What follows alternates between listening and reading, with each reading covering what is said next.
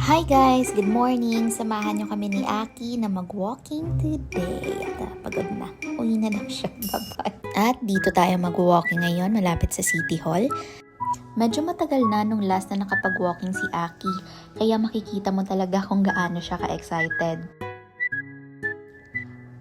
At ayun, for the run na silang dalawa. Bukas pa sana ang schedule ni Aki sa walking pero ayaw lumabas ni Tochi kanina. Pinipilit na namin kaso ayaw talaga kaya si Aki na lang yung dinala namin. Bukas si Tochi naman yung itatry namin na dalhin baka magbago na yung isip.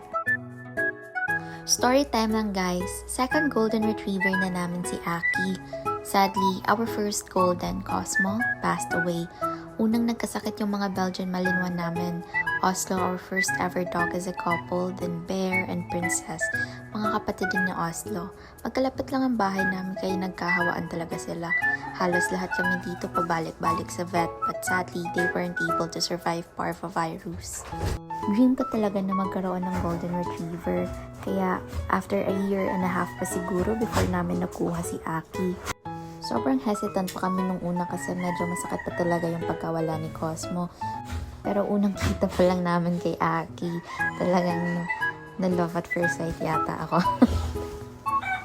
And she is the best girl ever.